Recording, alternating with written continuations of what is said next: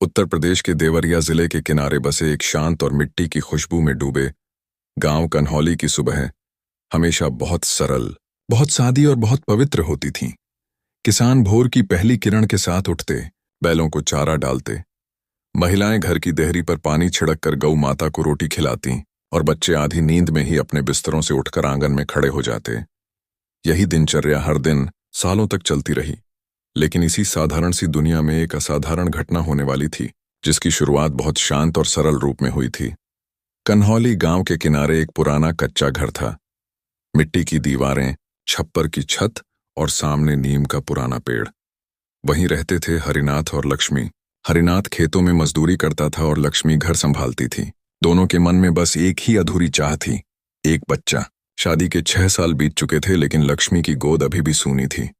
गांव में लोग फुसफुसाते, ताने मारते और तरह तरह की बातें करते, लेकिन लक्ष्मी हर रात दीपक के सामने बैठकर बस एक प्रार्थना करती। हे सतगुरु, अगर आपके घर में देर है तो अंधेर नहीं, पर मेरी कोख खाली मत रखना। मुझे भी माँ कहने का सुख दे दो। और शायद उस रात उसकी प्रार्थना सचमुच सुन ली गई। सावन का महीना था, हवा में मिट्टी की सुगंध घुली हुई थी और बादलों की गर्जना दूर दूर से सुनाई दे रही थी। उसी दिन शाम ढलने से ठीक पहले लक्ष्मी ने एक सुंदर, निर्मल, गहरी आंखों वाली बच्ची को जन्म दिया। वह बच्ची जब जन्मी थी, उसने रोने की बजाय बस अपनी बड़ी बड़ी आंखों से सबको देखा, जैसे वह दुनिया को पहचान रही हो। उसकी आंखों की गहराई ऐसी थी कि उसे देखकर दाई ने कहा था, यह बच्ची साधारण आत्मा नहीं है, ये पहले से सब जानती है। सभी ने इसे बस एक दाई की बात समझकर हंस लिया। बच्ची का नाम रखा गया सिया। सिया जैसे जैसे बड़ी होने लगी, उसकी शांत आंखें और गहरा व्यवहार सबको हैरान करने लगा।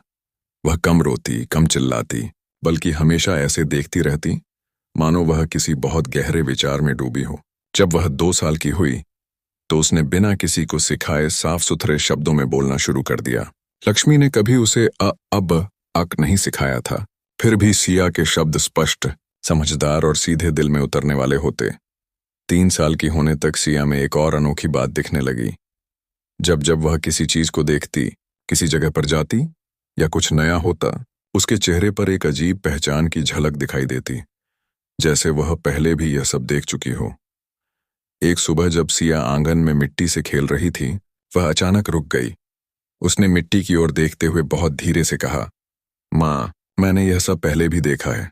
लक्ष्मी ने सोचा बच्ची खेल रही है। उसने हंसकर पूछा, कहाँ देखा बेटा? सिया ने बिना सोचे जवाब दिया, मेरे पुराने घर में। अब लक्ष्मी की मुस्कान गायब हो गई। उसने पूछा, कौन सा घर? सिया ने धीरे लेकिन आत्मविश्वास से कहा, इंदौर वाला घर। लक्ष्मी का दिल जैसे एक पल के लिए धड़कना ही भूल गया। न उसने, न हरिनाथ ने कभी इंदौर का नाम लिया था। फिर 3 साल की बच्ची यह नाम कैसे जान सकती है? लेकिन यह तो सिर्फ शुरुआत थी। उसी शाम जब लक्ष्मी खाना बना रही थी, सिया उसके पास आई। उसने मिट्टी से सने अपने छोटे हाथों को दीवार पर टिकाया और बोली, मेरा नाम सिया नहीं था, मेरा नाम था आराध्या। उसकी आवाज में डर नहीं, बल्कि एक अजीब सी पुरानी पहचान थी। वह आगे बोली, मैं एक बड़े घर में रहती थी। मेरे पापा का नाम विहान था। वह बड़े आदमी थे। हमारे घर में बहुत लोग काम करते थे। मेरा एक गुलाबी कमरा था और उसकी खिड़की के बाहर एक गुलमोहर का पेड़ था। मैं हर सुबह उसकी खुशबू से जागती थी। लक्ष्मी स्तब्ध थी, लेकिन अगला वाक्य सुनकर उसके पैरों तले जमीन खिसक गई। माँ, मुझे धक्का दिया गया था। मैं सीढ़ियों से गिरी थी और फिर सब अंधेरा हो गया था। यह आवाज एक 3 साल की मासूम बच्ची की नहीं थी। यह आवाज उस आत्मा की थी जो याद करके रो रही थी। लक्ष्मी ने बच्ची को सीने से कस लिया। उसने सिया के माथे पर हाथ रखा। सिया की आंखों में आंसू थे, उसकी सांसें भारी थीं। उसने फुसफुसाते हुए कहा, मुझे वापस जाना है। कुछ अधूरा है, कुछ बाकी है। यह कोई खेल नहीं था, यह कोई कहानियां नहीं थी। यह पुनर्जन्म की पहली पुकार थी। और कहानी अब सिर्फ इस गांव की नहीं, 2 जन्मों की यात्रा की बन चुकी थी। गांव में सुबह का माहौल शांत था। सूरज की हल्की रोशनी मिट्टी की दीवारों पर गिरकर उन्हें सुनहरा बना रही थी।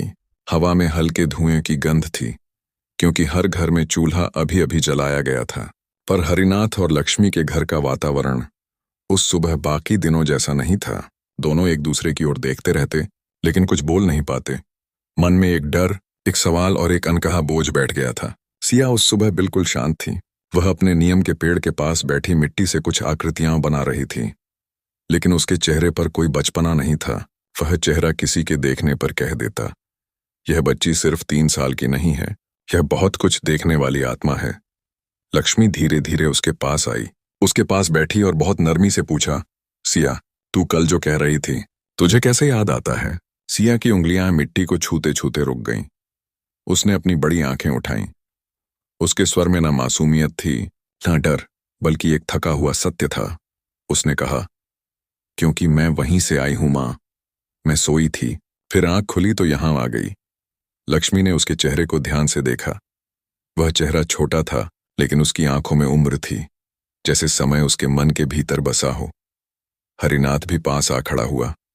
उसने धीमी आवाज में कहा, बिटिया, तू हमें सब बताना चाहती है? सिया ने सिर हिलाया। हाँ बाबा, क्योंकि मेरी आत्मा के पास यादें हैं। शरीर बदलता है, लेकिन आत्मा अपना सच साथ लाती है। उसकी आवाज में एक अजीब गंभीरता थी। वह कोई कहानी नहीं बता रही थी, वह अपने जीवन का सच दोबारा कह रही थी। उसने मिट्टी में एक आकृति बनानी शुरू की, एक घर की। उसने दीवारें बनाई, छत बनाई, दरवाजा बनाया और फिर एक बड़ा पेड़। उसने कहा, यह मेरा घर था। इसके सामने बड़ा सा बगीचा था, उसमें गुलमोहर के फूल गिरते थे। मैं सुबह उन फूलों को उठाकर पानी में बहा देती थी। मेरे पापा कहते थे, आराध्या, गुलमोहर के फूलों में भगवान बसते हैं। हरिनाथ और लक्ष्मी एक दूसरे को देखने लगे। उनकी आंखों में डर और आश्चर्य एक साथ था। सिया आगे बोली, मेरी माँ, वह बहुत सुंदर थी। वह रात को मेरे बालों में तेल लगाकर मुझे कहानियां सुनाती थी, लेकिन वह अचानक चुप हो गई। उसकी सांस तेज हो गई, उसकी उंगलियां मिट्टी पर रुक गईं। उसकी आंखों में एक काला, दर्द भरा साया उतर आया। उसने बहुत धीमी आवाज में कहा, वो मर गई थी और उसके बाद सब बदल गया। लक्ष्मी ने तुरंत उसे बाहों में ले लिया। कोई बात नहीं, मत याद कर, मत बोल, छोड़ दे। लेकिन सिया ने उसके हाथ पकड़ लिए। इस बार उसकी आवाज में दर्द नहीं, दृढ़ता थी। नहीं मां, मुझे याद रखना है, क्योंकि मुझे कुछ वापस लेना है, कुछ अधूरा है। उसे उस समय कोई नहीं समझ पाया कि उसका अधूरा सिर्फ याद नहीं था, वह एक हिसाब था, और आत्माएं हिसाब लिए बिना मुक्त नहीं होती। दिन बीतते गए, लेकिन अब गांव में लोग फुसफुसाने लगे थे। बच्चे कहते, सिया भूत है। औरतें कहती, बच्ची पर कोई पिछला साया है। बुजुर्ग कहते, यह जन्म और पुनर्जन्म का चक्र है, इसमें डरने की नहीं, समझने की जरूरत है। लेकिन किसी को पूरी तरह यकीन नहीं था, जब तक एक दिन कुछ बहुत बड़ा नहीं हुआ। एक दिन गांव के चौधरी की बहू इंदौर से आई। उसने बातचीत में शहर की बातें बताईं। अचानक सिया दौड़कर उसके पास गई। उसने उसकी साड़ी के पल्लू को पकड़ा और कहा, आप इंदौर से आई हैं? वहां गुलमोहर का बड़ा बगीचा है, और वहां एक बड़ा सफेद बंगला है जिसके बाहर लोहे का फाटक है। चौधरी की बहू चौंक गई। उसने कहा, हाँ, वैसा है। बहुत घर हैं वैसे। सिया ने सिर हिलाया। नहीं, जो मैं कह रही हूं वह विशिष्ट है। उसका दरवाजा सफेद नहीं, सुनहरा था, और उसके बाहर हमेशा 2 पहरेदार खड़े रहते थे। चौधरी की बहू के चेहरे का रंग उड़ गया। उसने धीरे से कहा, वह मल्होत्रा हाउस है। सिया की आंखों में वही पहचान चमक उठी। वह धीरे से बोली, हाँ, वही मेरा घर था। अब कहानी गांव के बाहर जाने लगी थी। लक्ष्मी और हरिनाथ अब डर में नहीं थे, वे स्तब्ध थे। उन्होंने अब सिया की हर बात को ध्यान से सुनना शुरू किया। सिया कभी कभी रात में सपने में चीख कर उठ जाती, मुझे मत धक्का देना, मैं गिर जाऊंगी। उसकी चीखों में बचपना नहीं, याद का दर्द था। लक्ष्मी उसे अपनी बाहों में भरकर शांत करती, उसके बाल सहलाती और कहती, सब ठीक है, अब हम हैं, अब तू सुरक्षित है। लेकिन सिया अपने आंसू पोंछकर हमेशा एक ही बात कहती, मुझे वापस जाना है मां, मुझे बताना है कि मुझे क्यों मारा गया। हरिनाथ उस पल हमेशा दूर बैठा रहता, पर अंदर से टूट जाता। उसके सामने उसकी 3 साल की बच्ची दूसरे जन्म की पीड़ा जी रही थी, और सबसे बड़ी बात, उसकी आंखों में सत्य था, उसकी आवाज में स्मृति थी, उसकी हर बात में अधूरा जीवन लौट रहा था। अब यह सिर्फ एक गांव की बच्ची की कहानी नहीं थी, यह पिछले जन्म की आत्मा का जागरण था, और यह जागरण किसी बड़े सच की शुरुआत थी। क्योंकि अब सिया को सिर्फ यादें नहीं आती थीं, अब वह चेहरे पहचानने लगी थी, और जिन चेहरों को वह पहचान रही थी उनमें से एक था उसका। हथियारा दोपहर का समय था, सूरज सिर के ऊपर था, और गांव की पगडंडियां गर्म धूल से भरी हुई थीं। लेकिन हरिनाथ और लक्ष्मी के घर में हल्की सी भी आवाज तक नहीं थी। चूल्हा बुझा हुआ था, दूध का भगोना वैसे ही रखा था और आंगन में नीम के पत्ते हवा में हिल रहे थे। लेकिन उस घर में सन्नाटा बाहर की हवा से नहीं, बल्कि अंदर की बेचैनी से पैदा हुआ था। समस्या अब सिर्फ ये नहीं थी कि सिया पिछले जन्म की बात करती है, समस्या यह थी कि अब वह हर दिन और ज्यादा स्पष्ट होती जा रही थी। उसकी यादें अब धुंधली नहीं, चित्रों की तरह साफ होने लगी थीं। वह रंगों के साथ बताती, आवाजों के साथ, चेहरे के भावों के साथ। एक रात जब चारों तरफ अंधेरा था और सिर्फ लालटेन की लौ हल्की हल्की डोल रही थी, सिया अचानक बैठ गई। उसकी सांसें तेज थीं, उसके चेहरे पर तनाव था। लक्ष्मी घबराकर उसकी ओर दौड़ी। क्या हुआ बेटा? सिया ने आंखें बंद की हुई थीं, मानो वह कुछ देख रही हो जो इस कमरे में नहीं था। वह बोली, मैं सीढ़ियों के ऊपर खड़ी थी, सामने वह खड़ी थी, वह औरत। वह मुस्कुराई और फिर उसने मेरे कंधे को, उसकी आवाज टूट गई। उसने कांपते हुए अपने कंधे को पकड़ा और फुसफुसाई, उसने धक्का दिया था मां। जैसे ही यह शब्द कमरे में गूंजे, लक्ष्मी का दिल जोर से धड़कने लगा। उसने सिया को कसकर सीने से लगा लिया। बस बिटिया, अब नहीं, अब नहीं। लेकिन सिया ने उसकी बाहों को हटाया। उसकी आवाज में एक ऐसा अधिकार था जो 3 साल की बच्ची में होना असंभव था। उसने कहा, नहीं मां, ये दर्द मेरा नहीं है, ये मैं नहीं, आराध्या याद कर रही है। आराध्या अभी भी रो रही है। लक्ष्मी की आंखों में आंसू उतर आए। उसने महसूस किया वह सिर्फ अपनी बेटी के शरीर को पकड़े है, उसमें रहने वाली आत्मा बहुत पुरानी, बहुत थकी हुई है। अगले दिन गांव में चौधरी के घर इंदौर से आए मेहमान फिर लौट रहे थे। जाने से पहले उन्होंने सिया को गले से लगाया। सिया ने उनसे एक ही सवाल पूछा, आप मल्होत्रा परिवार को जानते हैं? उस औरत ने धीरे से सिर हिलाया।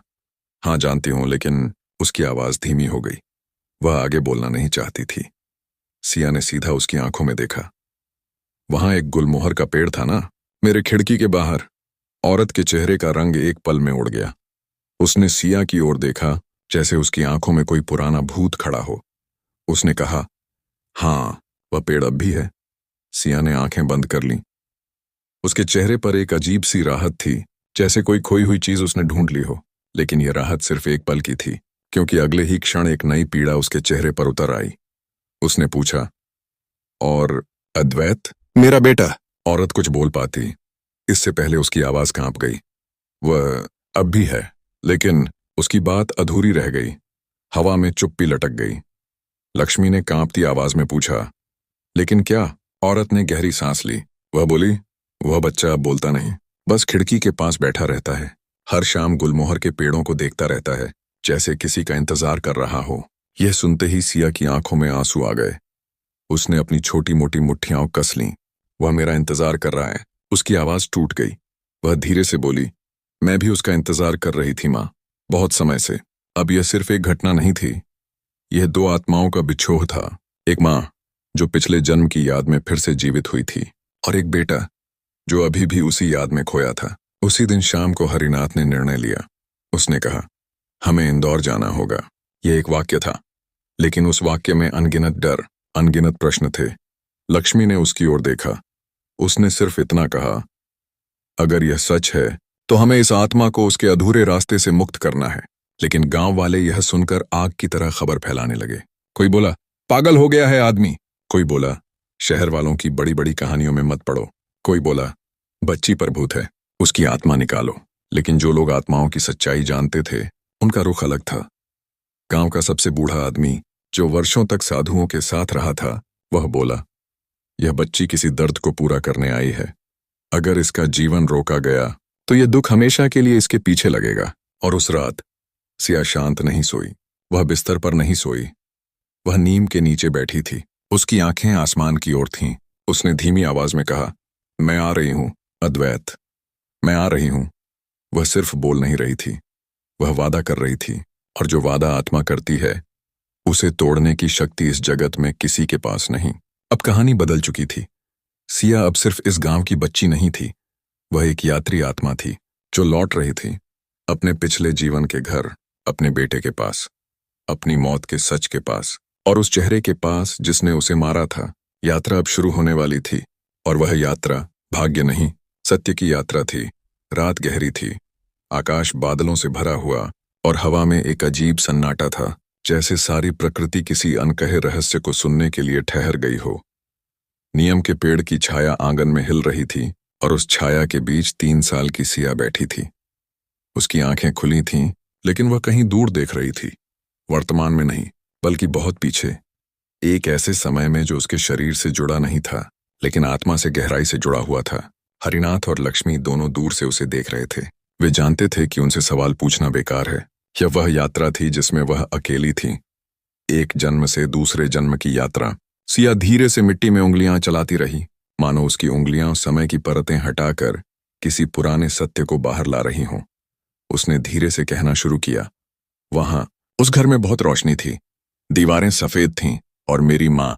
उसकी आवाज अचानक गर्म हो गई, जैसे यादें दिल को छूकर निकल रही हों। वह बहुत सुंदर थी, उसकी मुस्कान सबसे मीठी थी। वह मेरे बालों में हाथ फेरती थी और जब मैं रोती थी तो वह कहती थी, आराध्या डर मत, मेरा हाथ तेरे सिर पर है। लक्ष्मी के आंसू ढलक पड़े। उसे दर्द हो रहा था। यह सिर्फ कहानी नहीं थी, यह जीवित स्मृति थी। लेकिन इसके बाद जो बताया गया वह उससे भी अधिक भारी था। सिया ने कहा, मेरी माँ जब मरी सब बदल गया। उसने मिट्टी को जोर से दबाया। घर में चुप्पी छा गई। पापा दुख में टूट गए। मेरे चारों तरफ नौकर, लोग, रिश्तेदार थे, पर कोई नहीं था। उसकी आंखों में खालीपन था।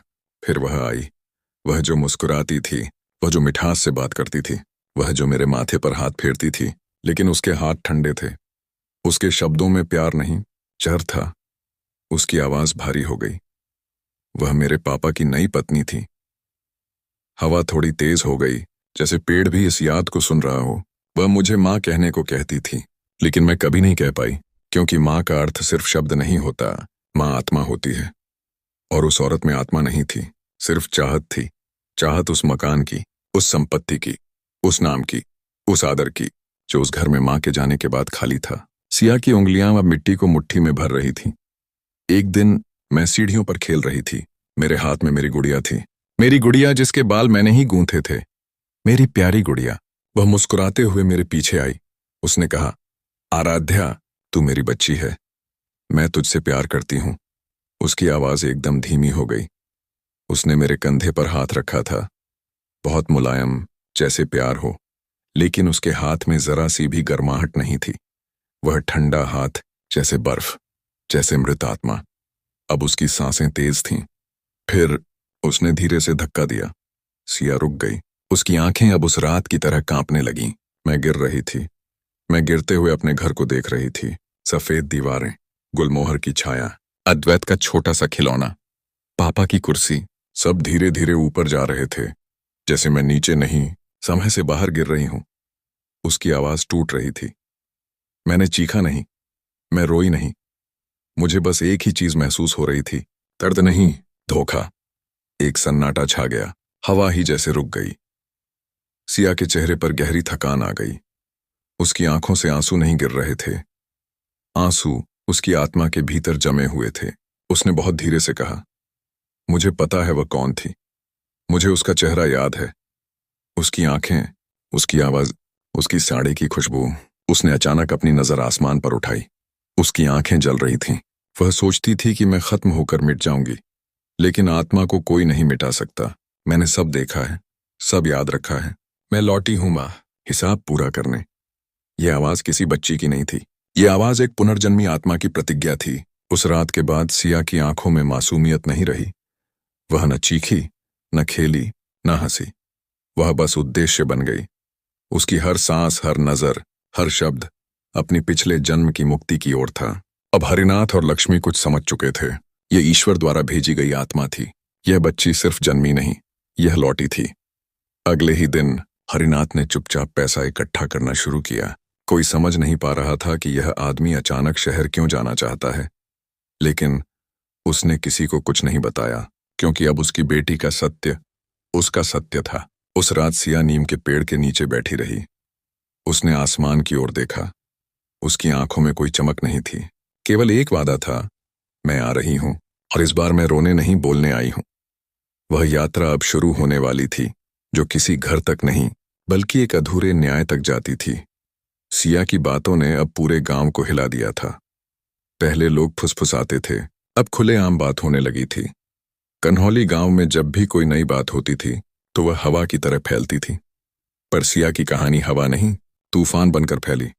गांव की चौपाल पर बैठे बूढ़े, खेतों से लौटते किसान, चूल्हे पर रोटी सेकती औरतें, सबके होठों पर एक ही बात थी, यह बच्ची साधारण नहीं है। कोई कहता इस पर किसी आत्मा का साया है, कोई कहता यह पिछले जन्म की आत्मा लौट आई है, कोई कहता यह किसी बड़े कर्म का चिन्ह है। पर जो सबसे ज्यादा डर में था वह था लक्ष्मी। वह माँ थी, और माँ के लिए बच्चा चाहे जैसा भी हो उसका कलेजा होता है। जब माँ अपने बच्चे को ऐसी बातें करते सुनती है जो उसकी समझ, उसकी उम्र, उसकी दुनिया से बाहर हों, तो उसके भीतर एक गहरा डर जन्म लेता है। वह डर किसी भूत प्रेत का नहीं, किसी पागलपन का नहीं, बल्कि इस बात का होता है कि उसका बच्चा उस तक पहुंच से बाहर जा रहा है। लक्ष्मी रात को सिया के पास लेटती, उसके माथे को सहलाती और सोचती, हे प्रभु, ये बच्ची मुझे दी है तो शक्ति भी मुझे ही देनी पड़ेगी, लेकिन इसे यह सब क्यों याद है। वह रो लेती, लेकिन उसके आंसू सिया के हाथ पर गिरते तो सिया उन्हें पोंछ देती।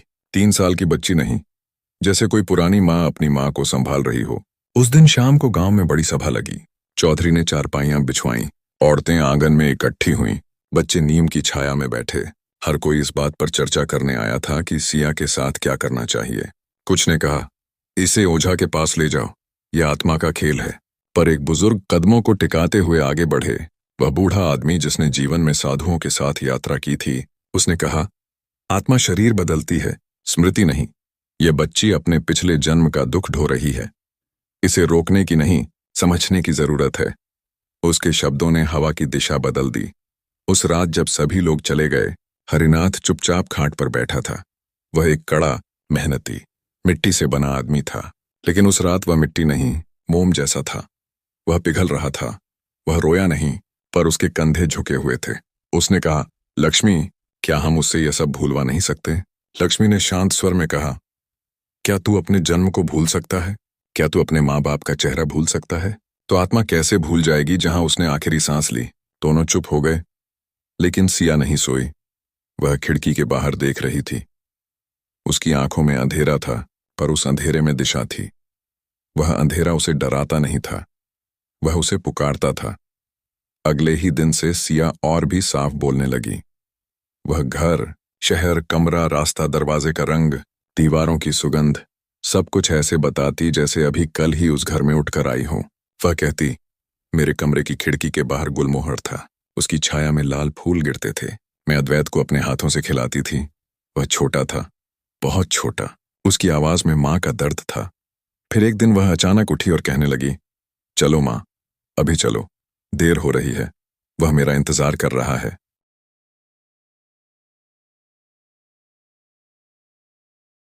लक्ष्मी ने उसे गोद में उठाया। कहाँ जाए? सिया ने दूर हवा की ओर देखा। जहां मैं रहती थी, जहां मेरा घर है, जहां मेरा बेटा है। यह दृश्य छोटा था, पर उस क्षण में 2 आत्माएं एक साथ थीं, सिया और आराध्या। 2 जन्म एक शरीर में धड़क रहे थे। गांव की औरतें छिपकर उसे देख रही थीं। एक ने कहा, अजीब है, जैसे ये बच्ची 3 नहीं 30 साल की है। दूसरी ने धीरे से सिर हिलाया, नहीं बहन, ये सिर्फ बच्ची नहीं है, ये पुरानी आत्मा है। और तीसरी ने चुपचाप अपने हाथ जोड़ दिए, हे सद्गुरु, इसे राह देना। पर गांव के सभी लोग ऐसे नहीं थे। कुछ के मन में ईर्ष्या और डर था। डर इस बात का कि कोई बच्चा इतना जान कैसे सकता है। डर इस बात का कि दुनिया उतनी सरल नहीं है जितनी उन्होंने मानी थी। चौधरी की पत्नी ने कहा, अगर यह बच्ची शहर गई और वहां वालों ने दावा कर लिया कि यह उनकी है, तो हरिनाथ और लक्ष्मी क्या करेंगे? यह सवाल इतना तीखा था कि जैसे छाती में तीर लग जाए। हरिनाथ रात भर नहीं सोया। उसकी आंखें सूखी थीं, लेकिन मन पानी की तरह बह रहा था। अगर उन्होंने हमें उससे अलग कर दिया तो? यह डर किसी भी पिता का सबसे बड़ा डर होता है। पर अगले क्षण उसके चेहरे पर दृढ़ता आ गई। उसने कहा, बच्चे को छीनने वाला कोई नहीं है। यह मेरे खून से नहीं, मेरी किस्मत से आया है, और किस्मत को कोई छीन नहीं सकता। उसके शब्द मजबूत थे, पर दिल कांप रहा था। लक्ष्मी ने धीमे से कहा, हम उसे जाने नहीं देंगे, हम उसके साथ चलेंगे। अगर यह रास्ता उसकी आत्मा की मुक्ति का है तो हमें उसके साथ चलना होगा। यह कोई सामान्य निर्णय नहीं था। यह एक यात्रा थी, घर से, गांव से, भय से, अतीत से। और उसी रात सिया ने सपने में अद्वैत को देखा। एक छोटा बच्चा खिड़की के पास बैठा, गुलमोहर के फूलों के बीच दूर कहीं देख रहा था, जैसे कोई वापस आने वाली मां का इंतजार कर रहा हो। सिया ने नींद में होंठ हिलाए, मैं आ रही हूं। उसकी नींद नहीं टूटी, लेकिन उसकी आत्मा रो रही थी। अगले दिन बिना किसी घोषणा, बिना किसी शोर, बिना किसी मदद, हरिनाथ ने अपना पुराना कपड़ा बांधा। लक्ष्मी ने एक थैली में 2 जोड़ी कपड़े रखे और सिया नीम के पेड़ को आखिरी बार देखकर चल पड़ी। उस बच्ची के छोटे कदम मिट्टी पर ऐसे पड़ रहे थे जैसे समय की पगडंडियों पर 2 जन्मों का सफर लिखा जा रहा हो। गांव के लोग दूर खड़े देख रहे थे।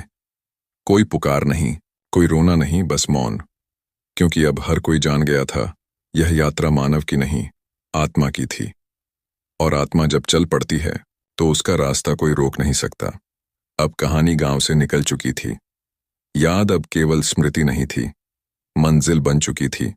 सूरज उस दिन कुछ ज्यादा ही तेज था, जैसे आसमान भी जानता हो कि आज सिर्फ 3 लोग गांव छोड़कर नहीं जा रहे, बल्कि एक आत्मा अपने अधूरे जीवन को पूरा करने निकल रही है। मिट्टी के रास्ते पर हरिनाथ अपना पुराना झोला कंधे पर टांगे, लक्ष्मी टोकरा पकड़े और सिया उनके बीच। न आंखों में डर, न थकान, बस एक गहरी, ठहरी हुई गंभीरता के साथ चल रही थी। नीम का पेड़ धीरे धीरे पीछे छूटता जा रहा था। वह पेड़ जो सिया की हंसी, रोना, खेलना, सपने देखना और यादें जागना सबको चुपचाप देखता था, अब बस हवा में हिल रहा था, जैसे वह भी उसके जाने को रोकना चाहता हो, लेकिन रोक नहीं सकता। इधर गांव के लोग दूर से देख रहे थे। किसी ने आगे बढ़कर रोका नहीं, क्योंकि कहीं न कहीं हर किसी को महसूस हो गया था कि यह रास्ता इंसान का नहीं, किस्मत का है, और किस्मत को खींचकर वापस घर में बंद नहीं किया जा सकता। सड़क तक पहुंचने में 4 घंटे लगे। धूप तेज, पैर धूल से ढके और आंखों में यात्रा की गंभीरता। लेकिन सबसे अजीब यह था कि सिया थक नहीं रही थी। 3 साल की बच्ची इतनी लंबी दूरी चल रही है और उसके चेहरे पर थकान नहीं, बल्कि एक शांत पहचान थी, जैसे उसके कदम उसे किसी पुकार की ओर ले जा रहे हों। सड़क के किनारे बस स्टैंड छोटा था, टूटी बेंच, छाया कम और लोग जल्दी जल्दी आते जाते हुए। लेकिन जब बस आई तो सिया अचानक रुक गई। उसकी आंखें चौड़ी हो गईं।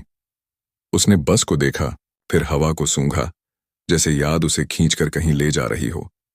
उसने कहा, यात्राएं यूं पहली बार नहीं होती मां, आत्माएं कई बार चलती हैं।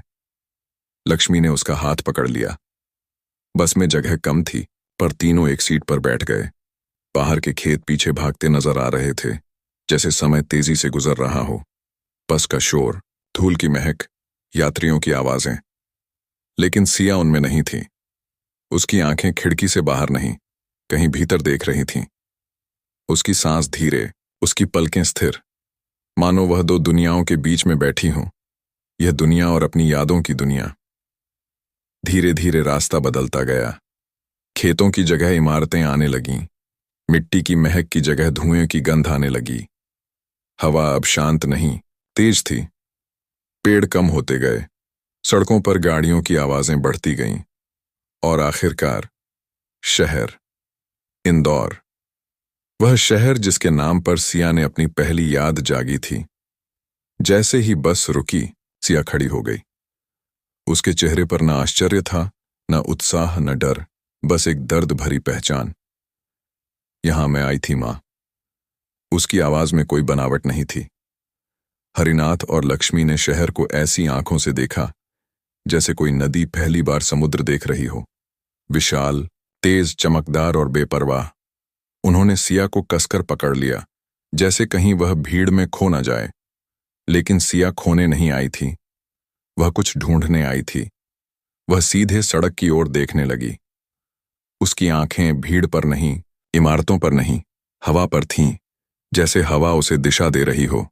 उसने कहा, दाएं जाना है, और वे चल पड़े।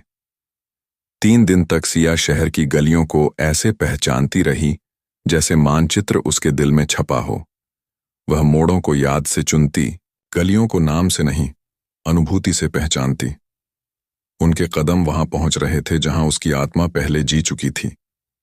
तीसरे दिन वे एक बड़े क्षेत्र में पहुंचे।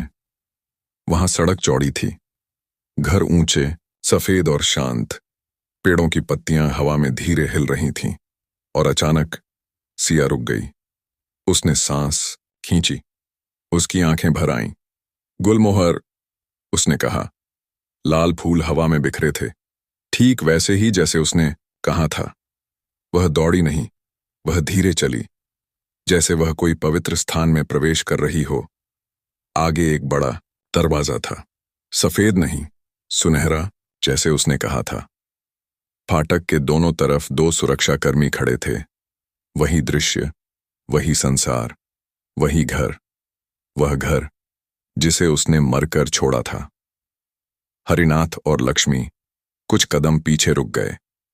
उनके लिए यह जगह सिर्फ एक घर नहीं, एक तूफान थी। सिया ने सिर्फ दरवाजे को नहीं देखा, उसने याद को देखा।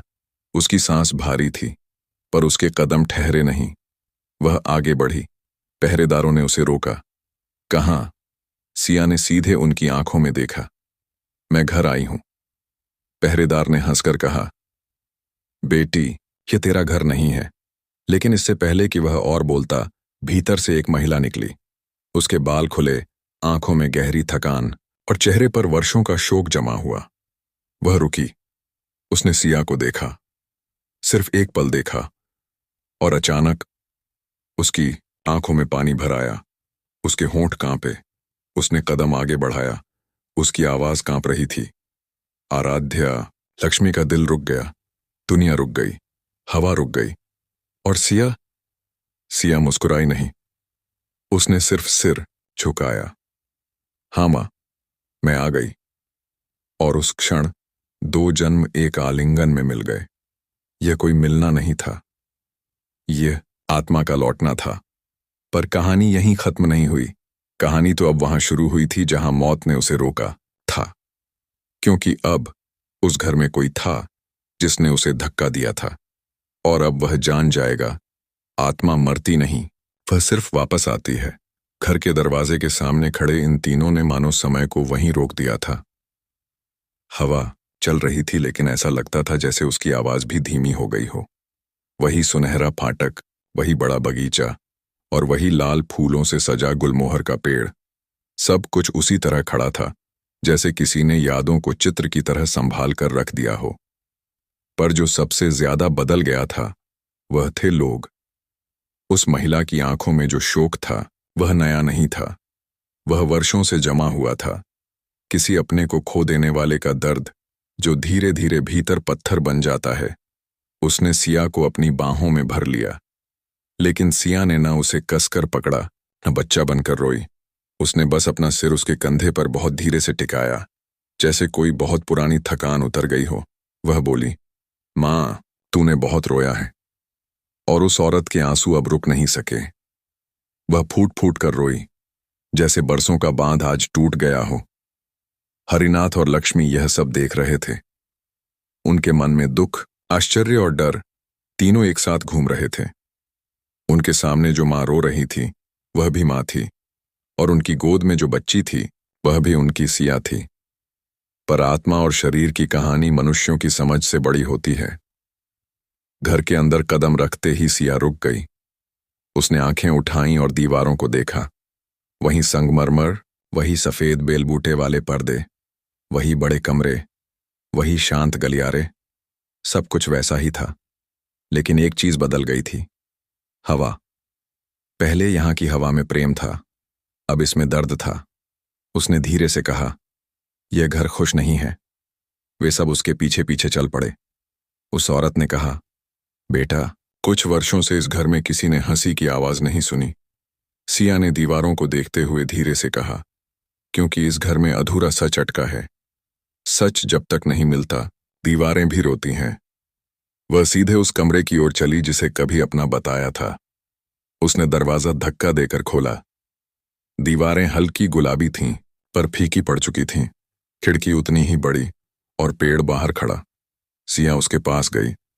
उसने खिड़की के चौखट को बहुत प्यार से छुआ, जैसे कोई पुराने दोस्त को छूता है। उसके होंठों पर बेहद हल्की मुस्कान आई। फिर उसकी आंखों में आंसू आ गए। वह फुसफुसाई, यहां बैठकर अद्वैत मुझे ढूंढता था। उसी क्षण दरवाजे पर आहट हुई। धीमे कदम, हल्की सांसें। एक छोटा बच्चा दरवाजे पर खड़ा था, दुबला, शांत, गहरी आंखों वाला। उसकी आंखों में कोई चमक नहीं थी, बस खाली इंतजार। सिया ने उसको देखा। उनकी नजरें मिलीं। उस क्षण न पास था, न प्रेजेंट, बस पहचान। जैसे दोनों आत्माएं एक ही धड़कन पहचान गईं। सिया ने धीरे से कहा, अद्वैत। बच्चा कांप गया। उसका होंठ हिल गया। उसकी आंखों में पानी भर आया। वह दौड़ा नहीं, वह संभल कर धीरे धीरे, जैसे डर रहा हो कि कहीं यह सपना टूट न जाए, सिया की तरफ चला। उसने अपने छोटे हाथ सिया के हाथ पर रखे और पहली बार उसके होंठों से आवाज निकली, बहुत धीमी, बहुत टूटी, मां, मां। लक्ष्मी ने अपना मुंह ढक लिया। हरिनाथ ने निगाह फेर ली। उस औरत ने घुटनों पर बैठकर धड़ाम से जमीन छू ली। घर का सन्नाटा टूट गया। यह रोने का नहीं, किसी खोई हुई आत्मा के लौट आने का क्षण था। यह मृत्यु पर जीवन की जीत थी। पर यही तो शुरुआत थी। सिया ने अद्वैत का चेहरा सहलाया। उसकी आवाज बिल्कुल स्थिर थी। मैं आ गई हूं, अब तू अकेला नहीं। लेकिन तभी कमरे के दरवाजे पर किसी के कदमों की आवाज हुई, भारी, दृढ़ और ठंडी। वह आवाज किसी ऐसी व्यक्ति की थी जो इस दृश्य को देखकर खुश नहीं था। वह औरत, वही जिसने उसे धक्का दिया था, उसी घर की नई मालकिन, वही जिसने आराध्या की जगह लेना चाहा था। वह दरवाजे पर खड़ी थी। उसकी आंखों में आश्चर्य नहीं, डर नहीं, बल्कि घबराया हुआ गुस्सा था, जैसे वह समय को पकड़कर रोक देना चाहती हो। उसका चेहरा सुंदर था, पर उसकी आंखों में वह खालीपन था जिसे लालच भरता है। उसने धीमी लेकिन कठोर आवाज में कहा, यह सब क्या नाटक है? अद्वैत उसके आवाज की ध्वनि से कांप गया। वह पीछे हटने लगा, पर सिया ने उसका हाथ पकड़ लिया। इस बार सिया की आंखें 3 साल की नहीं थीं। यह आंखें उस आत्मा की थीं जिसने मौत को महसूस किया था। वह औरत आगे बढ़ी। उसकी आवाज तेज हो गई। यह बच्ची तुम सबको बेवकूफ बना रही है। यह सब ड्रामा है। कोई इसे सिखा रहा है, कोई इसके पीछे है। मैं इस घर में यह नौटंकी। वह वाक्य पूरा करती, उससे पहले सिया ने एक शब्द कहा, एक नाम, समीरा। वह औरत पत्थर की तरह वहीं रुक गई। उसकी आंखें चौड़ी हो गईं, उसके होंठ कांप गए, उसकी सांस अटक गई। कोई मुझे उस नाम से नहीं बुलाता। उसने एक कदम पीछे लिया। सिया की आवाज शांत थी, क्योंकि वही नाम मेरे आखिरी क्षण में मेरे कानों में था, जब तूने मुझे धक्का दिया था। पूरा कमरा जम गया, जैसे हवा भी अपना शरीर खो चुकी हो। और उस क्षण सिर्फ 2 आत्माएं खड़ी थीं, एक जिसने धोखा दिया था, दूसरी जो न्याय लेने लौटी थी। समीरा के हाथ कांपने लगे। उसके चेहरे पर पसीना आ गया। तुम सब झूठ है। उसकी आवाज टूट गई। लेकिन अब वह बाहर झूठ नहीं बोल रही थी, वह अपने अंदर के डर को सुन रही थी। सिया ने सिर उठाया और अत्यंत शांत स्वर में कहा, आत्मा मरती नहीं है। जिस दिन तूने सोचा कि तूने मुझे खत्म कर दिया, उसी दिन मैं जन्म ले चुकी थी। अद्वैत ने सिया का हाथ और कसकर पकड़ लिया। लक्ष्मी और हरिनाथ अब सिर्फ गवाह थे। यह न्याय मनुष्यों का नहीं था, आत्माओं का था। समीरा पीछे हटती रही। वह दरवाजे की चौखट से टकरा गई। उसकी सांसें भारी थीं। उसकी आंखें पागलपन की तरह दौड़ रही थीं। मैं तो। उसका वाक्य टूट गया। उसकी आवाज टूट गई। उसका चेहरा टूटा। क्योंकि सच जब सामने खड़ा हो तो शब्द मर जाते हैं। सिया ने धीरे से अद्वैत का हाथ सहलाया। उसकी आवाज में कोई घृणा नहीं थी, कोई हिंसा नहीं थी, बस एक दर्द था जिसे आत्मा सहकर लौटी थी। मैं बदला लेने नहीं आई हूं, मैं बस पूरा होने आई हूं। जिस प्यार को तूने तोड़ा था, उसे वापस जोड़ने। उस क्षण समीरा रो पड़ी। उसका चेहरा ढुलक गया। वह घुटनों पर गिर गई। वह टूट चुकी थी, क्योंकि जो अपराध आत्मा देख ले वह जीवन भर पीछा नहीं छोड़ता। घर में अब सिर्फ सन्नाटा नहीं था, घर ने अब सच्चाई सांस में भर ली थी। पर कहानी यहां खत्म नहीं, क्योंकि सत्य के सामने अपराध स्वीकार करके भी यात्रा पूरी नहीं होती। अब रह गया था हिसाब, और हिसाब सिर्फ रोने से पूरे नहीं होते, वह पूरे होते हैं जब सत्य सबके सामने रखा जाए। और अब सिया को वह करना था जो उसके पिछले जन्म में बाकी रह गया था। घर में सन्नाटा इतना गहरा था कि सांस लेने की आवाज भी भारी लग रही थी। दीवारें जैसे कई सालों बाद सच सुनने को तैयार थीं। हवा जैसे रुक गई थी। अद्वैत सिया का हाथ कसकर पकड़े खड़ा था, जैसे वह डर रहा हो कि अगर उसने हाथ छोड़ा तो सिया फिर से गायब हो जाएगी। वह डर रहे बच्चे का डर नहीं था, वह उस इंसान के दिल का डर था जिसने खोया था और वापसी पर यकीन करने की हिम्मत नहीं हो रही थी। समीरा जमीन पर बैठी थी। उसके चेहरे का मेकअप आंसुओं में घुल चुका था। वह अब वैसी नहीं लग रही थी जैसी वह वर्षों से इस घर में दिखती थी। अब उसका चेहरा नहीं, उसका सच दिख रहा था। वह फुसफुसाई, बहुत धीरे, बहुत टूटे स्वर में, मैंने नहीं चाहा था, मैं बस। उसके शब्द हवा में खो रहे थे, लेकिन सिया की आवाज अब स्थिर थी, जैसे उसकी आत्मा अब कहीं रुकने वाली नहीं थी। वह बोली, तूने चाहा था, तूने सोचा था कि मेरी मां के जाने के बाद यह घर, यह संपत्ति, यह नाम, यह प्रेम सब तेरा होगा।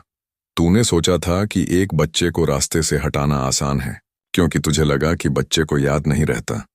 उसने अपनी आंखें समीरा पर टिका दी।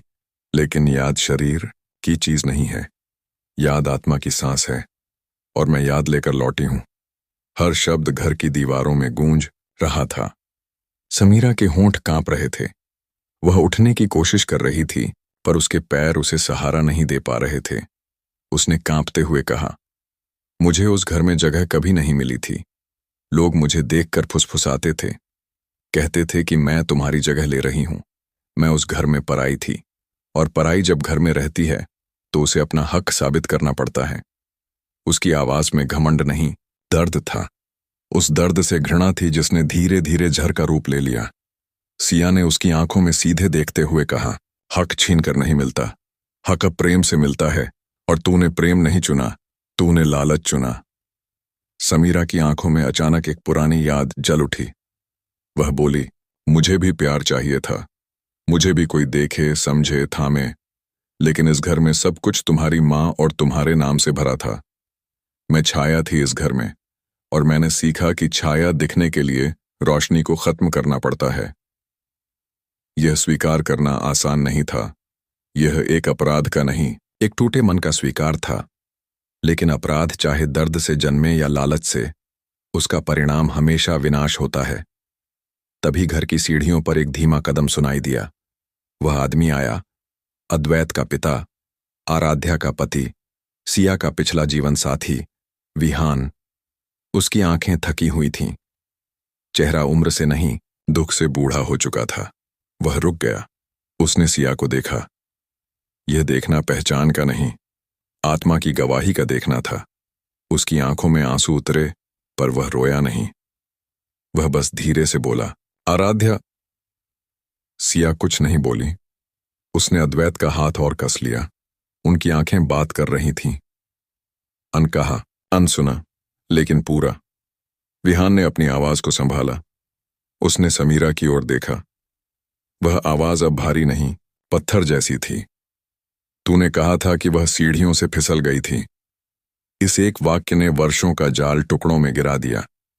समीरा उठना चाहती थी, बोलना चाहती थी, पर उसकी आवाज टूट चुकी थी। वह सिर्फ एक टूटी हुई लड़की बन गई थी, जिसके भीतर का खालीपन उसके शरीर से बड़ा था। सिया ने विहान की ओर देखा। उसकी आंखों में आरोप नहीं था, उसके चेहरे पर दुख नहीं था, उसके स्वर में सिर्फ एक सत्य था, मैं उसे माफ कर चुकी हूं। विहान सन्न रह गया। घर में खड़े सब लोग हवा तक, समय तक जैसे अविश्वास में जम गए। सिया ने बहुत धीमे, बहुत स्थिर स्वर में कहा, अगर मैं माफ नहीं करती, मैं मुक्त नहीं होती। बदला आत्मा को बांधता है, और मैं लौट कर आई थी, टूटने के लिए नहीं, पूरा होने के लिए। समीरा रोने लगी। वह जमीन से लग गई, उसकी हड्डियां कांप रही थीं। वह बोली, मैंने सोचा था तुम मर जाओगी और सब खत्म हो जाएगा, पर तुम लौट आई। तुम क्यों लौटी? सिया ने आंखें बंद कर लीं। उसकी आवाज उस रात की तरह शांत थी जब आत्मा देह छोड़ देती है, क्योंकि प्रेम कभी मरता नहीं और प्रेम किसी को छोड़कर नहीं जाता। प्रेम लौटता है। विहान ने अद्वैत को उठाकर सीने से लगा लिया। उस पल में पिता, मां, बच्चा, तीनों के बीच वर्षों का खोया हुआ धागा फिर से बुन गया। लेकिन यह ज़वेर्स नहीं था, यह शुरुआत थी। अब इस परिवार को सच दुनिया के सामने रखना था।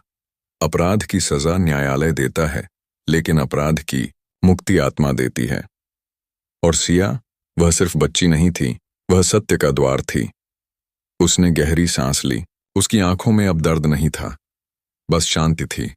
उसने धीरे धीरे कहा, अब यह घर जी सकेगा। गुलमोहर के पत्ते फिर से हवा में हिल रहे थे, जैसे वह इस घर की आत्मा को आशीर्वाद दे रहे हों। और सिया, उसने अद्वैत का हाथ पकड़ा और वह मुस्कुराई। वह मुस्कान आराध्या की नहीं थी, वह मुस्कान सिया की थी, क्योंकि अब वह पूरी थी। अधूरा जन्म अब पूरा हो चुका था। घर में हवा पहले जैसी भारी नहीं थी, वह हल्की थी, जैसे किसी ने पुराने घावों की पपड़ी को धीरे से छूकर कह दिया हो, अब ठीक हो जाओ। गुलमोहर के फूल जो पहले सिर्फ गिरते थे, अब अपनी सुगंध के साथ गिर रहे थे। दीवारों की सफेदी जो पहले फीकी लगती थी, अब थोड़ी उजली दिख रही थी, जैसे घर खुद सांस ले रहा हो। लेकिन यह शांति अचानक नहीं आई थी। इसके पीछे था एक लंबा दर्द, एक गहरी प्रतीक्षा और एक ऐसी आत्मा जिसने मौत के पार जाकर अपने प्रेम को ढूंढा था। सिया खिड़की के पास बैठी थी, वही खिड़की जिसके बाहर कभी आराध्या गुलमोहर के फूलों को देखती थी। अब वहीं सिया बैठी थी, पर इस बार वह सिर्फ यादों को नहीं, वर्तमान को देख रही थी। अद्वैत उसके पास बैठा था, वह अपना सिर उसकी गोद में रखे हुए था। वह अब बोल सकता था, पर बोल नहीं रहा था। उसे अब शब्दों की जरूरत नहीं थी, उसकी सांसें बता रही थीं। अब उसका इंतजार खत्म हुआ। विहान कुछ दूरी पर खड़ा उन्हें देख रहा था। उसकी आंखें अब सूखी थीं, लेकिन आंखों की सूखापन दुख से नहीं, एक लंबे दुख के उतर जाने से आया था। जब कोई व्यक्ति बहुत रो लेता है तो आंसू खुद शांत हो जाते हैं। वह आया, सिया और अद्वैत के पास बैठ गया। उसने बहुत धीरे से कहा, जब तुम चली गई थी, मैंने जिंदा रहना बंद कर दिया था। उसकी आवाज टूट नहीं रही थी, वह बस सच कह रहा था, सीधे, सरल, बिना किसी नाटक के।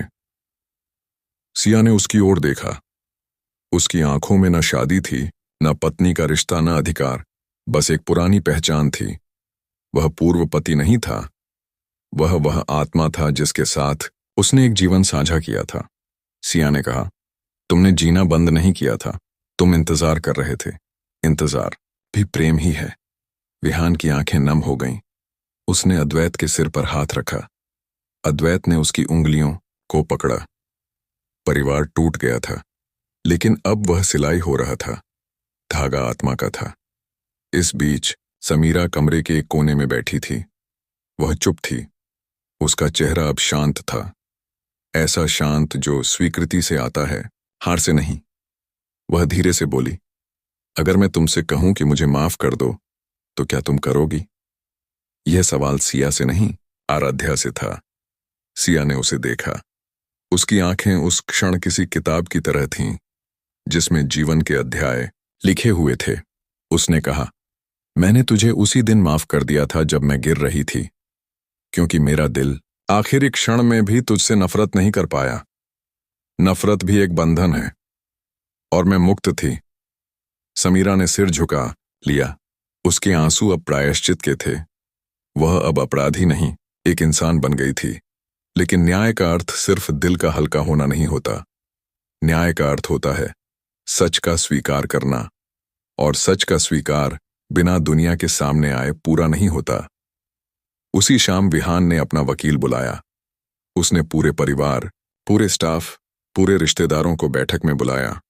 वह सभा बड़ी नहीं थी, पर उस सभा में हवा भारी थी। लोग आए, कुछ लोग बहस करने आए, कुछ तमाशा देखने, कुछ सहानुभूति देने और कुछ जलन छिपाने।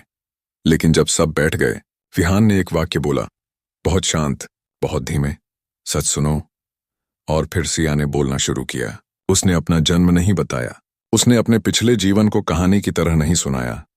उसने बस बताया, मुझे धक्का दिया गया था और मेरी आत्मा ने इसे याद रखा। उसके शब्दों में कोई प्रदर्शन नहीं था, उसके स्वर में कोई नाटक नहीं था। वह शांत थी, इतनी शांत कि सुनने वालों के दिल कांप उठे। फिर समीरा ने बात की। उसके शब्दों में हकलाहट नहीं थी, सिर्फ भारी सच्चाई थी। उसने बताया कैसे उसे महसूस हुआ कि वह इस घर में पराई है, कैसे वह अपने भीतर ही गिरती चली गई, कैसे उसने ईर्ष्या को इतना बढ़ने दिया कि वह सही और गलत के बीच का अंतर खो बैठी। उसने अपना अपराध स्वीकार किया, किसी मजबूरी या दबाव में नहीं, बल्कि इसलिए कि आत्मा अब झूठ नहीं सुन सकती थी। पूरा कमरा चुप था, किसी ने न चीखा, न ताली बजाई, न सवाल किया, क्योंकि जब सत्य सामने खड़ा हो तो आवाजें खुद मौन हो जाती हैं। कानून ने अपना काम किया, केस दर्ज हुआ, अपराध सिद्ध हुआ, लेकिन सिया ने स्पष्ट कहा, मैं उसे जेल नहीं चाहती, मैं चाहती हूं कि यह दर्द वहीं खत्म हो जहां यह शुरू हुआ था, इस घर में। यह न्याय का वह स्वरूप था जिसे अदालतें नहीं समझती, लेकिन जीवन समझता है। अद्वैत अब सिया के गले लगा हुआ था, उसकी सांसें लयबद्ध थीं, जैसे वह फिर से जीना सीख रहा हो। विहान ने सिया के सिर पर हाथ रखा और कहा, तुम अब क्या करोगी? सिया ने धीरे से सांस ली। अब मैं सिया हूं, आराध्या की कहानी पूरी हो चुकी है। ये सुनकर हवा जैसे मुस्कुरा दी। आत्माएं जब अपना बोझ उतारती हैं तो हवा हल्की हो जाती है। पर यह अंत नहीं था, यह एक नई शुरुआत थी। कन्हौली गांव की वह मिट्टी, वह नियम का पेड़, वह आंगन, सब उसका इंतजार कर रहे थे। सिया ने कहा, अब मुझे अपने घर लौटना है, जहां मेरी मां मेरा इंतजार कर रही है। अद्वैत की उंगलियां उसके हाथ से नहीं छूट रही थीं। वह डर रहा था कि वह फिर खो न जाए। सिया ने उसका चेहरा अपने हाथों में लिया। मैं इस बार कहीं नहीं जा रही, मैं तेरे भीतर हूं, तू मुझे जान गया है, यह याद अब कभी नहीं जाएगी। अद्वैत ने सिर हिलाया, उसकी आंखों में अब डर नहीं था। विहान ने सिर झुकाकर कहा, अगर कभी तू चाहे, यह घर, यह परिवार तेरे लिए है। सिया मुस्कुराई, वह मुस्कान अब शांति की थी। मुझे कुछ नहीं चाहिए, बस मुक्ति हो गई है। घर ने सांस छोड़ी, समय ने छलांग ली और आत्मा ने अपना चक्र पूरा किया। सुबह की हल्की धूप खिड़की की सलाखों से कमरे में उतर रही थी। हवा अब पहले जैसी भारी नहीं थी, उसमें एक नई चमक थी, जैसे किसी पुराने दुख के निकल जाने से जगह खाली हो गई हो और उसमें रोशनी ने अपना स्थान बना लिया हो। घर के भीतर शांति थी, पर यह शांति डर की नहीं थी, यह शांति स्वीकार की थी। वह शांति जो तब आती है जब सच अपने स्थान पर बैठ जाता है। सिया धीरे से खिड़की की ओर गई। गुलमोहर के पेड़ पर हवा चल रही थी और लाल फूल धीरे धीरे गिर रहे थे। वह गिरना अब मौत का प्रतीक नहीं, बल्कि नई शुरुआत का संकेत था, जैसे पेड़ भी कह रहा हो, छोड़ देना भी एक जीवन है। अद्वैत खिड़की के पास बैठा सिया को देख रहा था। अब उसकी आंखों में शून्य नहीं था, उसमें जीवन था। वह उसे देखता था जैसे कोई पुरानी कहानी को फिर से पढ़ रहा हो, जिसे वह पहले समझ नहीं पाया था। सिया ने मुस्कुराकर उसके गाल को छुआ। अब तू ठीक है, उसने कहा। अद्वैत ने सिर हिलाया। अब तुम कहाँ जाओगी? उसका स्वर छोटा था पर उसमें गहरा अर्थ था। सिया ने धीरे से कहा, जहां मेरा होना है, जहां मेरे इस जन्म की मां और पिता मेरा इंतजार कर रहे हैं। अद्वैत ने उसका हाथ छोड़ना नहीं चाहा। उसने धीरे से सिया की उंगलियों को पकड़कर कहा, तुम फिर आओगी? सिया के होंठों पर एक शांत मुस्कान आई। मैं कभी गई ही नहीं, मैं तेरे भीतर हूं। तू जब भी आंखें बंद करेगा, तू मुझे देख पाएगा। अद्वैत ने उसकी बात समझ ली थी। यह 3 साल के बच्चे की समझ नहीं थी, ये 2 आत्माओं की पहचान थी। विहान पीछे खड़ा था, वह सिया को देख रहा था, लेकिन वह आराध्या को खोज नहीं रहा था। उसने समझ लिया था कि आराध्या पूरी हो चुकी है और अब सिया को जीने का अधिकार है, अपनी तरह, अपने जीवन में, अपने समय में। उसकी आंखों में न अपेक्षा थी, न आग्रह, बस आशीर्वाद। यदि कभी तुम्हें यहां की जरूरत हो तो यह घर खुला है, उसने सिर्फ इतना कहा। सिया ने सिर झुका दिया। इस स्वीकार में प्रेम था, बंधन नहीं। समीरा कमरे के कोने में खड़ी थी, उसके चेहरे पर पाप नहीं, पछतावा था। वह आगे आई, उसके कदम धीमे थे। उसने सिया के सामने खड़े होकर कहा, मुझे पता है मेरा अपराध बड़ा है, लेकिन मुझे अगर यह जीवन मिला है तो मैं इसका उपयोग दंड से भागने के लिए नहीं, अपने आप को सुधारने के लिए करूंगी। मैं अदालत जाऊंगी, मैं सजा लूंगी, क्योंकि यह मेरी मुक्ति का रास्ता है। सिया ने उसकी आंखों में देखा। उसकी आंखों में नफरत नहीं थी। मुक्ति सजा से नहीं आती। मुक्ति तब आती है जब आत्मा सच का सामना करती है। तूने आज सच का सामना किया है, अब तुझे जो करना है वह तेरे भीतर है। समीरा रो पड़ी, लेकिन यह रोना अपराध का नहीं, आत्मा की धुलाई का था। वह पहली बार हल्की लगी। दोपहर ढलते ढलते सब स्पष्ट हो चुका था। सिया ने वापसी की तैयारी नहीं की। कोई सामान नहीं बांधा, कोई कपड़ा नहीं बदला, क्योंकि यह कोई यात्रा नहीं थी, यह लौटना था। वह उसी रास्ते से गई, उसी बस से, उसी सड़क से। हरिनाथ और लक्ष्मी उसके साथ थे, लेकिन इस बार उनके कदम भारी नहीं थे। वे जानते थे उन्होंने बेटी नहीं खोई, बल्कि बेटी वापस पाई है। गांव दूर से दिखाई देने लगा। वही खेत, वही मिट्टी, वही पक्षियों की आवाज। लेकिन जब कोई आत्मा बदल कर लौटती है तो वही जगह भी नहीं लगती है। नीम का पेड़ अब किसी पुराने दर्द की याद नहीं था, वह अब एक साक्षी था, आत्मा की यात्रा का। सिया ने आंगन में कदम रखा, मिट्टी को छुआ। मिट्टी ने उसे पहचाना, जैसे वह कह रही हो, तू वही है, तू हमेशा यही थी। लक्ष्मी ने सिया को सीने से लगा लिया। वह पहली बार रोई, पर अब डर से नहीं, राहत से। तू वापस आ गई। वे शब्द थे या प्रार्थना, किसी को नहीं पता। शाम को गांव वाले इकट्ठा हुए। कुछ आश्चर्य में थे, कुछ शांति में। कोई चमत्कार कह रहा था, कोई ईश्वर का खेल। लेकिन सिया बस शांत थी। वह जानती थी यह कोई चमत्कार नहीं था, यह आत्मा का मार्ग था। रात आई, तारे चमक रहे थे। सिया नीम के नीचे बैठी थी, वही जगह जहां उसकी आत्मा ने पहली बार पुकार सुनी थी। उसने आंखें बंद कीं। आराध्या की आवाज अब दूर नहीं थी, वह अब सिया ही थी, पूरी, पूर्ण, मुक्त। उसने हवा में बहुत धीरे से कहा, अब मेरी यात्रा पूरी है, अब मैं जीऊंगी। इस जन्म में, सिर्फ अपने होने में। नीम की पत्तियां हिलीं, हवा ने उसे छुआ, चांद ने उसे रोशनी दी, और पहली बार सिया ने महसूस किया उसके भीतर अब कोई दर्द नहीं है, कोई पुकार नहीं है, कोई अधूरापन नहीं है।